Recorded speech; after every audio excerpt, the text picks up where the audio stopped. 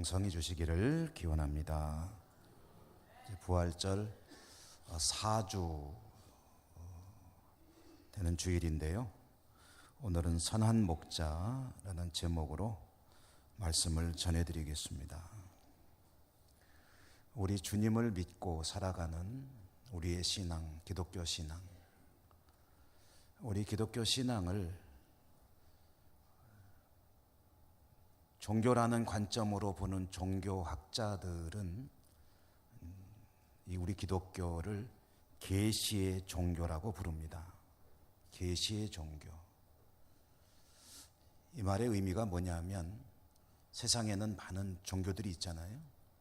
우리 기독교 신앙도 그 중에 하나로 보면서 다른 종교와 비교해 보면 일반적인 종교들이 그 신과 신도가 있는데 신도가 신을 향해서 나아가는, 그러니까 신도들이 말하자면 사람이 찾아가는 구조로 되어 있는 그런 신앙이라고 한다면 우리 기독교 신앙은 그것과 반대의 방향이다. 신이 사람을 찾아오시고 그래서 신앙이 시작이 된다. 성경을 통해서 보면 그렇지 않습니까? 아담과 하와를 만드신 하나님께서 에덴의 낙원으로 찾아오시고 모세를 찾아오시고 주님도 하늘 보좌를 버리시고 사람에 되어 이 땅으로 찾아서 내려오시고 또 다시 오실 것이고, 그래서 사람이 신을 향해 나가는 것이 아니라 신이 사람을 향해 오심으로 그리고 자신을 드러내 보여주심으로, 이걸 계시라고 하거든요.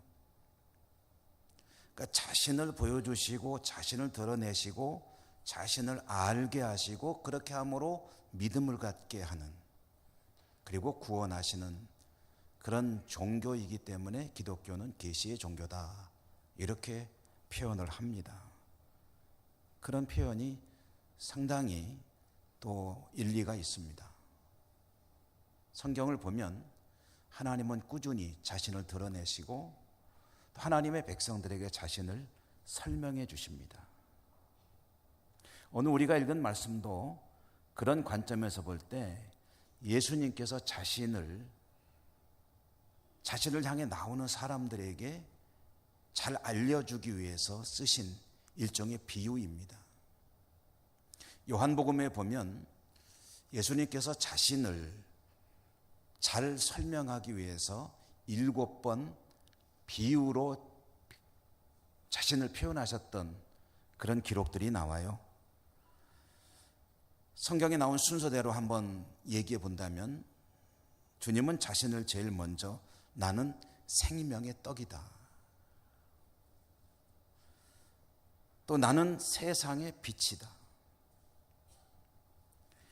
나는 양의 문이다, 그리고 네 번째로 오늘 우리가 함께 보실 이 말씀, 나는 선한 목자다, 다섯 번째로 나는 부활이요 생명이다, 여섯 번째로 나는 길이요 진리요 생명이다, 일곱 번째로 나는 참 포도나무다.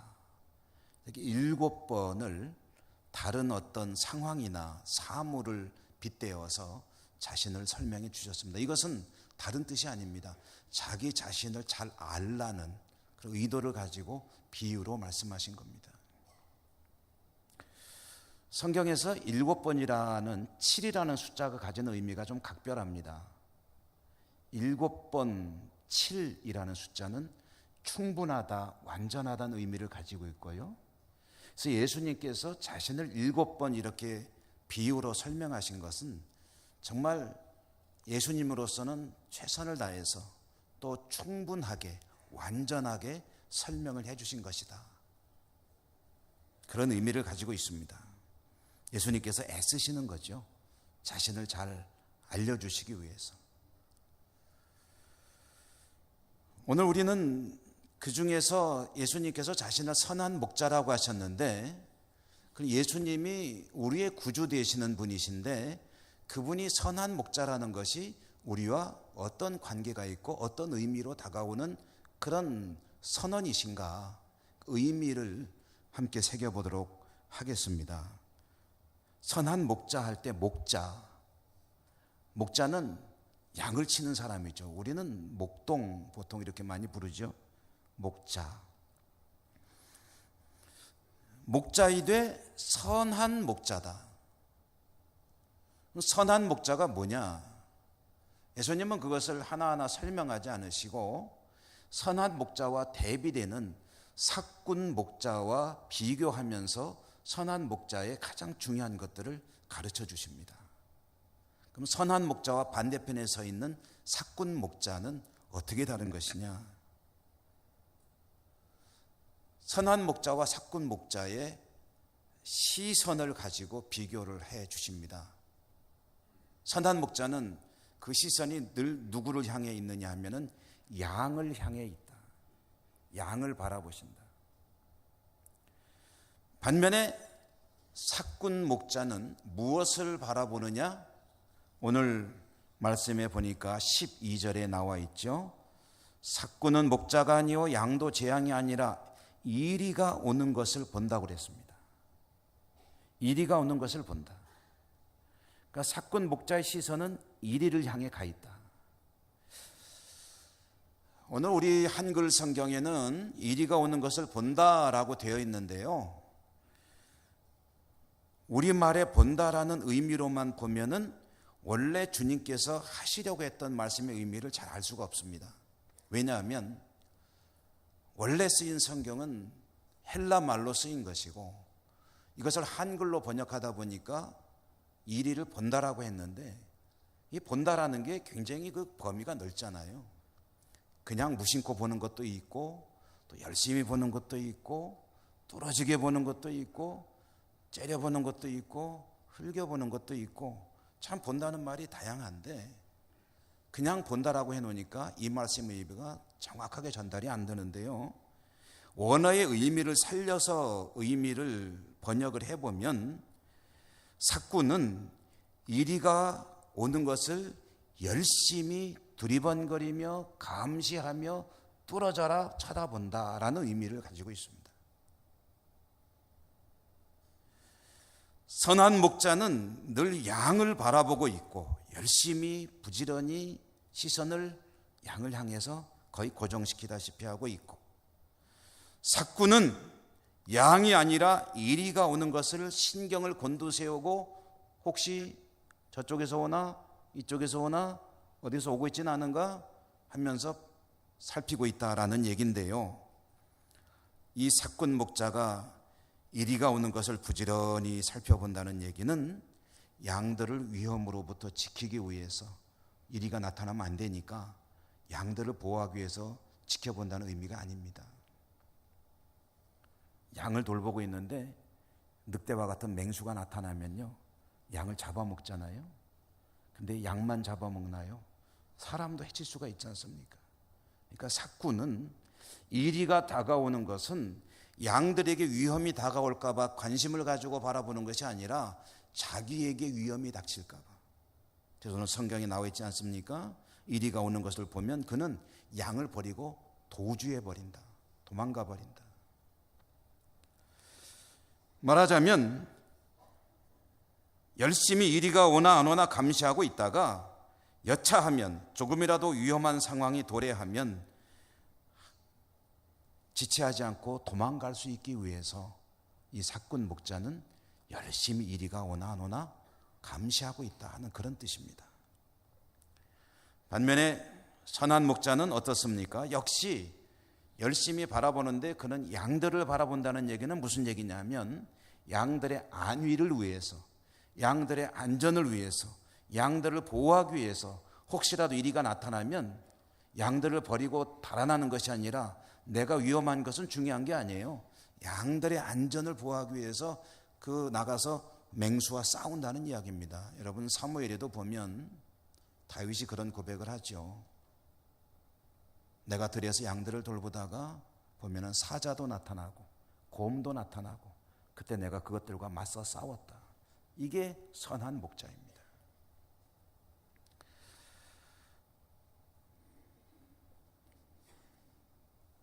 오늘 성경에 보면은 선한 목자의 가장 중요한 특징을 이렇게 표현하고 있습니다. 선한 목자는 양들을 위해서 목숨을 버린다. 11절에 나오고요. 또 15절에도 양을 위하여 목숨을 버린다. 성경에서 같은 표현이 두 번 나오는 이 반복된다는 얘기는 어떤 의미를 또 가지냐면 강조하는 것이고요. 예수님은 나는 양을 위해서 죽는 목자다라는 것을 아주 강하게 표현하고 계신 것이고, 사실 그대로 하시지 않았습니까? 예수님은 양들을 위해서 자신을 십자가에 못 박았죠. 자신의 생명을 내어 던져버리셨죠. 스스로 죽음의 길로 가셨죠. 양들을 위해서 나는 죽는다. 예수님은 선한 목자이십니다. 틀림없이 선한 목자이신 예수님. 그러나 선한 목자이신 예수님은 누구에게나, 모든 이들에게 선한 목자는 아닙니다. 예수님은 어떤 사람에게는 선한 목자이지만 어떤 사람에게는, 양으로 하는 게 더 정확하겠군요, 어떤 양에게는 선한 목자이지만 어떤 양에게는 선한 목자가 아닙니다. 무슨 소리냐? 예수님이 사람 차별하느냐? 오해하지 마십시오. 그런 의미가 아닙니다. 예수님은 어떤 양들에게 선한 목자가 되시냐면은 선한 목자이신 예수님을 아는 양들에게는 선한 목자이십니다. 그런데 선한 목자이신 예수님을 알지 못하는 양들에게는 선한 목자이실 수가 없습니다. 예수님은 원하시죠. 모든 양들에게 선한 목자이기를 원하시지만 양이 그것을 받아들이지 않거나 또는 거부하거나 목자로부터 떨어져 나가버리면 예수님이 아무리 원하셔도 선한 목자일 수가 없죠. 목자와 양은 서로 밀접한 관계를 가져야 되기 때문입니다.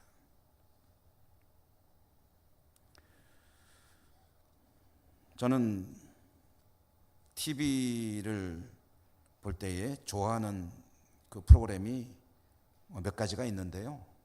그 중에 하나가 여행 프로그램을 보는 걸 참 좋아합니다. 재밌어요. 여러분들도 즐겨보시는 분들이 계시리라 생각이 되는데요. 세계 곳곳에 직접 가볼 수가 없기 때문에 영상을 통해서 다른 나라, 다른 문화를 간접적으로나마 접해볼 수 있다는 것은 참 감사한 일이기도 합니다. 재미도 있고요. 그리고 일반 여행객들이 가볼 수 없는 데들을 이렇게 방송국에서 가면 찍어가지고 보여주니까 참 유익한 내용들이 참 많고 재미도 있습니다. 세계 곳곳을 여행하는 프로그램들을 보다 보면 또 몽골이나 중앙아시아 지역을 누군가가 찾아가서 이제 여행을 하면서 찍은 그런 영상들이 있는데, 거기 그쪽 영상들을 보면은 빠짐없이 등장하는 게 유목민들 이야기예요. 양을 돌보는 그 푸른 초원에서 양들을 돌보며 살아가는 사람들의 이야기. 목자는 아침이 되면 양들을 우리에서 이제 데리고 초원으로 가죠. 그래서 풀 뜯어 먹게 하고 하루 종일 초원에 있다가 저녁 때가 되려고 하면 다시 양들을 몰고 우리로, 집으로 돌아오죠. 근데 그걸 보면은요, 참 신기해요. 저는 관심이 있으니까 그 부분을 이렇게 들여다보면은, 그럼 옆에 집 양하고 우리 집 양하고 섞여도 아무 상관없어요. 왜냐? 우리 집 양들은 목자가 휙 하고 부르면은 기가 막히게 알아듣고 다 따라와요. 절절절절절 따라와요. 옆집 목자 따라가지 않습니다.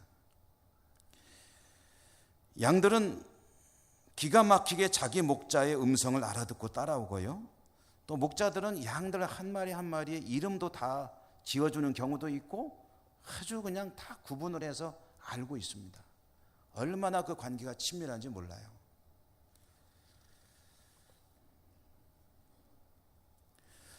여러분, 선한 목자 되시는 주님, 모든 사람들에게 선한 목자이기를 원하시는 주님이 가 되시기를 여러분 원하십니까?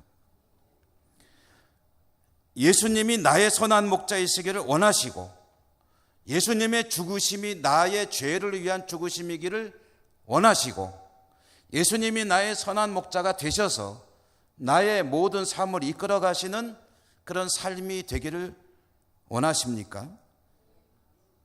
만약에 그렇다면 여러분은 목자 되시는 선한 목자 되시는 예수님을 잘 아셔야 합니다. 예수님은 잘 아세요. 예수님은 양들을 잘 아십니다. 이 땅에 존재하는 모든 양들을 다 알고 계십니다. 근데 양들은 그렇지 않아요. 양들 가운데는 선한 목자이신 예수님을 잘 알고 따르는 양들이 있는가 하면 그렇지 않은 양들도 있고 거부하는 양들도 있고 아예 관계를 맺지 않고 있는 양들도 있는데 그런 양들에게는 예수님이 원하셔도 선한 목자이실 수가 없다는 얘기예요. 그렇기 때문에 예수님이 나의 선한 목자 되기를 원하시는 성도에게는 한 가지 과제가 주어집니다. 하실 일이 있다는 거죠. 그게 뭐냐면 너무나도 오늘 말씀에 명확하게 제시되어 있죠. 그 목자를 잘 아는 일, 잘 아셔야 해요. 오늘 우리가 읽은 본문에 보면 14절 15절에 안다는 말이 4번이나 반복되고 있습니다. 나는 양을 알고 양은 나를 알고 이것은 마치 무엇과 같으냐? 아버지께서 나를 아시고 내가 아버지를 아는 것과 마찬가지다. 그렇게 알 때에 나와 주님의 관계는 선한 목자와 그가 돌보는 양의 관계가 되는 것이다.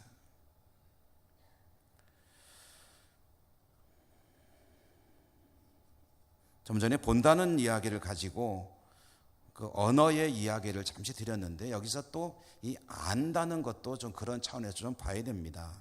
여러분, 내가 주님을 안다, 선한 목자를 안다고 할 때, 양이 목자를 안다고 할 때 안다는 말의 의미도 역시 원래 헬라 말로 되어 있던 것을 우리나라 말로 번역을 하다 보니까 그냥 안다고 했는데 안다고만 해놓으니까 이게 좀 뭔지 잘 명확하지가 않아요. 여러분, 안다는 건 굉장히 또 범위가 넓잖아요. 여러분, 저를 아십니까? 모르십니까? 저 사람 누구지? 누군데 저 앞에서 저렇게 떠들고 있는 거야? 그러십니까? 저를 아시죠? 저도 여러분들을 압니다. 그런데 제가 한번 이렇게 여쭤볼게요. 저를 정말 아세요? 그러면 갑자기 말하기가 좀 자신이 없어지죠.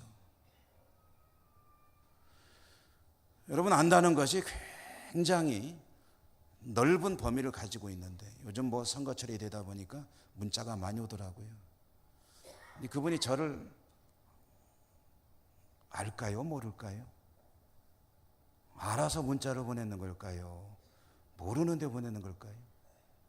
안다고 해야 됩니까? 모른다고 해야 됩니까?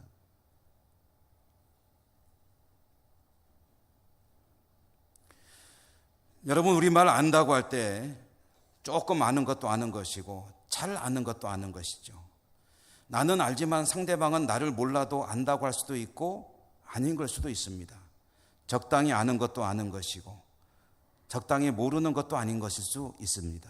그런데 여기 성경에 쓰인 안다는 말의 의미는 뭐냐 하면은요, 이건 아주 잘하는 거, 너무너무 잘하는 거. 얼마나 잘하는 거냐면 같이 살아가지고 서로에 대해서 속속들이 아는 거, 그런 의미를 가진 용어입니다. 서로 경험해 보았기 때문에 상대방을 잘 아는 것. 우리가 살아가면서 이런 아는 모습을 찾아보기에 제일 좋은 관계는 부부 관계인 것 같습니다. 부부는 서로를 잘 알죠. 제 아내도 저를 참 잘 압니다. 제가 볼 때 아내는 눈이 한 5개쯤 되는 것 같아요. 부엌에서 설거지하면서도 내가 여기에서 뭐 하는지 다 알고 있는 것 같아요. 그래서 그 감시의 망을 피할 수가 없습니다. 어떤 때 이런 생각이 들어요. 여기서 내가 움직이면 그 공기의 파동을 통해서 내 동정을 살피고 있는 것 같다. 얼굴만 보면은 척 보면 알아요. 내가 지금 무슨 생각을 하고 있는지를 탁 얘기할 때 보면 기가 막히게 놀래요. 이 사람이 관심법을 익혔나.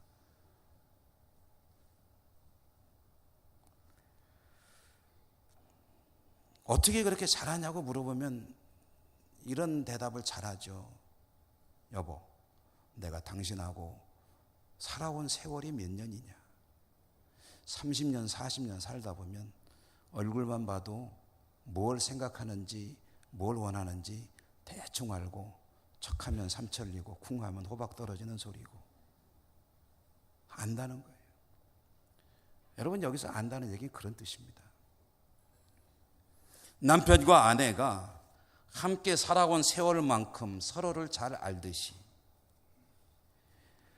목자가 양을 알고 양이 목자를 아는 것을 마치 오늘 성경에 보니까 뭐에다 비유를 했냐면은 성부 하나님께서 성자 하나님을 아시고 성자 하나님이 성부 하나님을 아시는 것에다 비유를 해놨는데, 성부 하나님과 성자 하나님은 어떤 분이십니까? 삼위일체 하나님으로서 세 분이시되 이 두 분은 한 분이시잖아요.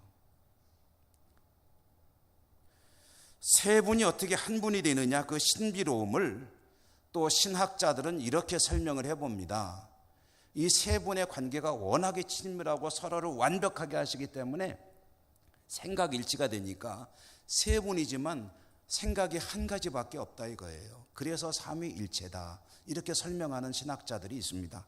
뭐 전적으로 거기에 동의하실 필요는 없지만, 그러나 성부 하나님과 성자 하나님의 관계를 이해하는 데는 상당히 도움이 되는 그런 설명이죠.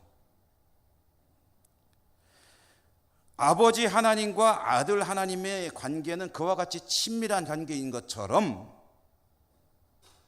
어떤 목자가 있는데 그 목자가 선한 목자이기라면은 양과 목자의 관계가 그래야 되는 것이고, 우리 주님이 나에게 선한 목자이시기 위해서는 주님은 나를 완벽하게 알고 계시니까 이제 내가 주님을 얼마나 아느냐 하는 것이 관건이 되는 거예요. 여러분, 한 번 더 여쭙습니다. 주님의 은혜 아래, 안보하심 안에 주님이 선한 목자가 되셔서 나의 삶을 이끌어 주시고 인도하시는 삶이기를 원하십니까? 그러려면 여러분 하셔야 될 일이 있습니다. 주님을 잘 아셔야 돼요. 그분의 음성을 잘 들으셔야 돼요. 세상에는 너무 많은 소리가 들려옵니다. 정보가 넘쳐나는 세상이에요. 이런저런 여러 가지 소리들과 음성들과 정보들과 지식들 가운데서 정말 나를 부르시는 그 주님, 나의 목자 되시는 주님의 음성을 잘 분별해 가지고 그 음성이 주님의 음성이라는 것을 깨닫게 되면 그 음성을 따라서 졸졸졸졸 따라가는 양처럼 주님의 음성을 따라가는 삶을 살아갈 때, 그게 바로 주님의 음성을 잘 알고 따르는 목자를 따라가는 양의 모습과 같은 것이다.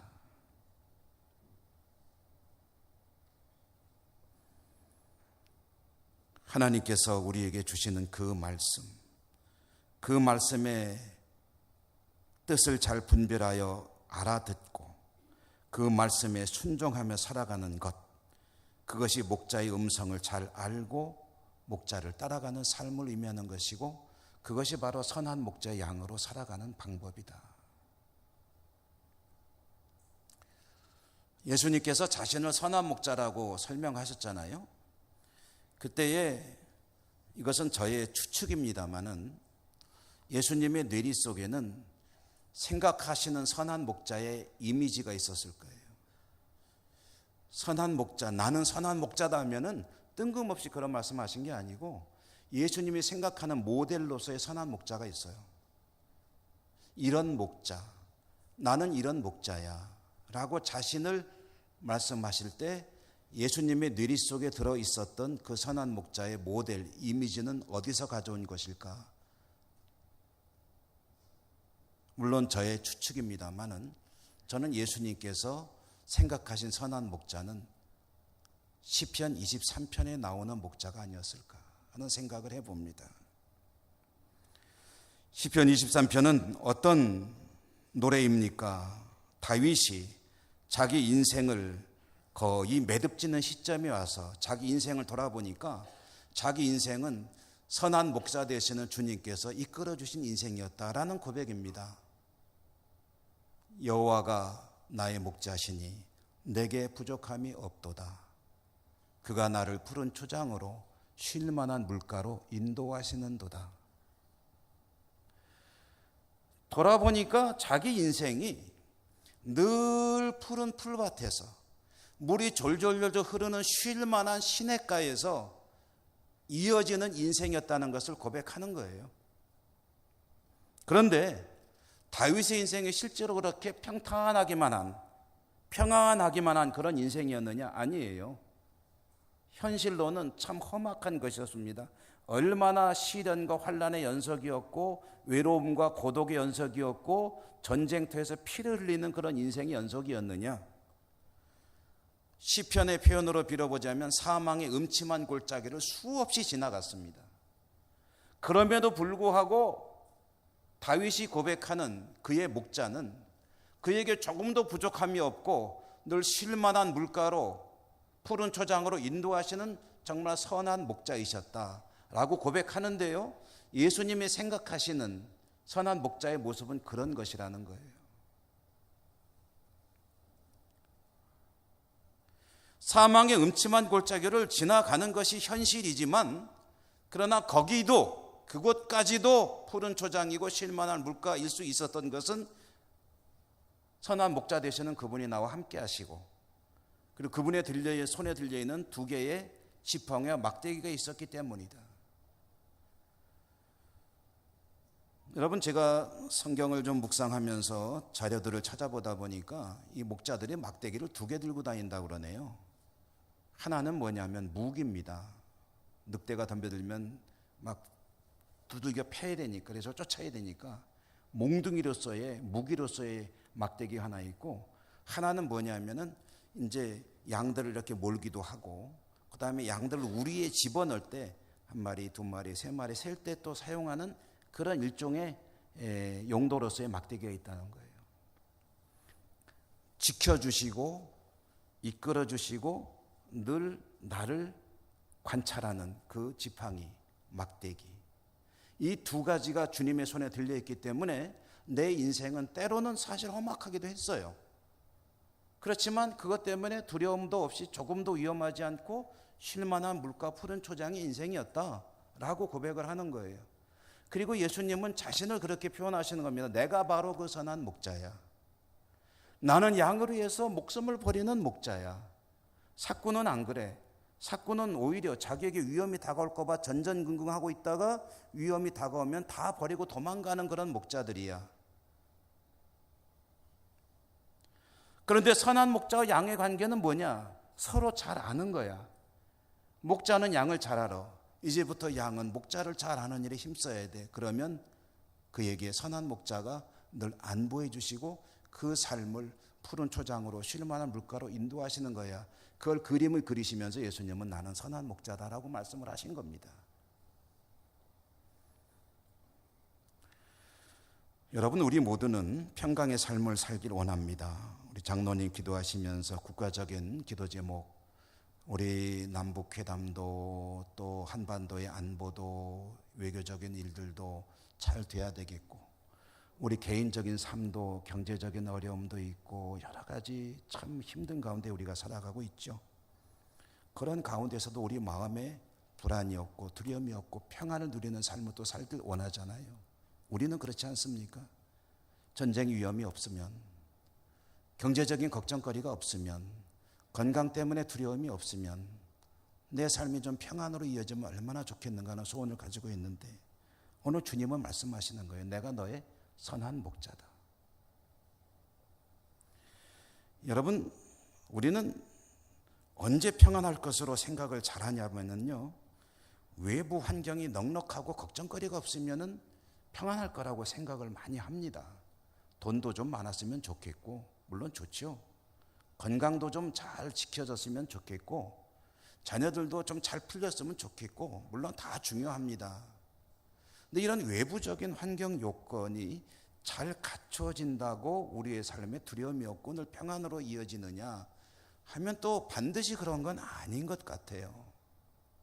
최근에 재벌가 자녀들의 참 일탈이 국민들의 분노까지 초래하는 그런 일들이 있지 않습니까?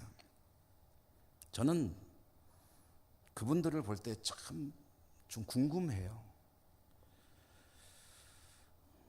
그냥 제가 생각하기에 그분들의 마음속에는 굉장히 분노가 가득 차 있는 것 같아요. 건드리기만 해봐라.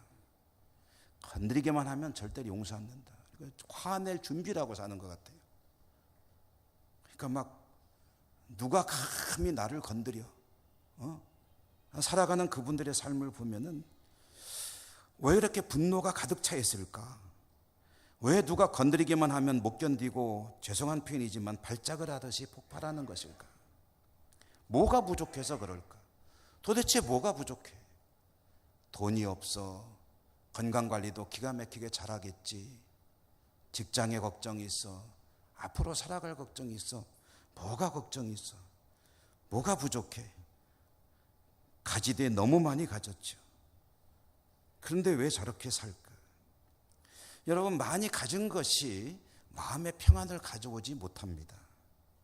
나아가서 행복으로 이어지는 것도 아니에요. 명품으로 휘감고 비행기로 생필품을 세계 최고의 것들만을 날라다 쓴다고 해서 행복하냐? 그렇지 못하다는 거죠.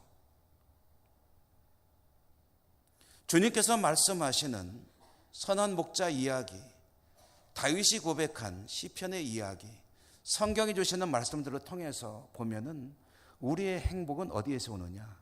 바로 그 선한 목자 되시는 주님의 음성을 잘 알고 그 음성에 따라서 그 뒤를 잘 따라갈 때 우리의 삶은 때로는 사망의 음침한 골짜기를 지나가는 것은 현실이지만 내 마음속의 평강은 나로 하여금 쉴 만한 물가에 푸른 초장에 있게 한다 하는 그런 고백 아니겠습니까?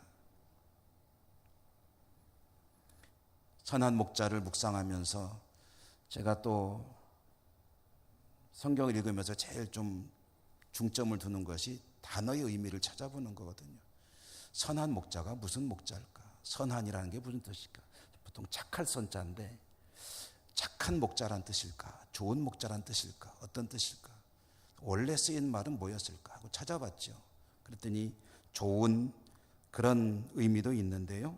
또 다른 의미들도 몇 가지 있더라고요. 그 중에 고귀한, 또 진실된, 또 매력적인 그런 의미들이 있어요. 그래서 그걸 갖다 붙여보면 예수님의 말씀은 선한 목자이기도 하지만 나는 진실된 목자야.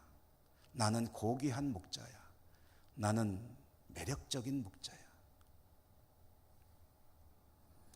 진실되시고 고귀하시고 매력이 넘치는 그 분이 바로 우리의 목자이신 주님이신 줄로 믿습니다. 그 목자를 영원히 잘 따라가면 어떤 역경 가운데 있더라도 기쁨과 감사와 평안의 삶을 살아갈 수 또한 있을 줄로 믿습니다. 여러분, 주님 따라가십시다. 그분 음성을 잘 따라가십시오. 여러분의 삶이 날마다 푸른 초장, 쉴 만한 물가가 될 줄로 믿습니다. 은혜로우신 하나님 감사합니다. 오늘도 말씀 주셨습니다. 선한 목자 되시는 주님을 잘 따라가는 저희 모두가 될 수 있도록 도와주시고 은혜 더하여 주옵소서. 예수님 이름으로 감사하고 기도 올리옵나이다. 아멘.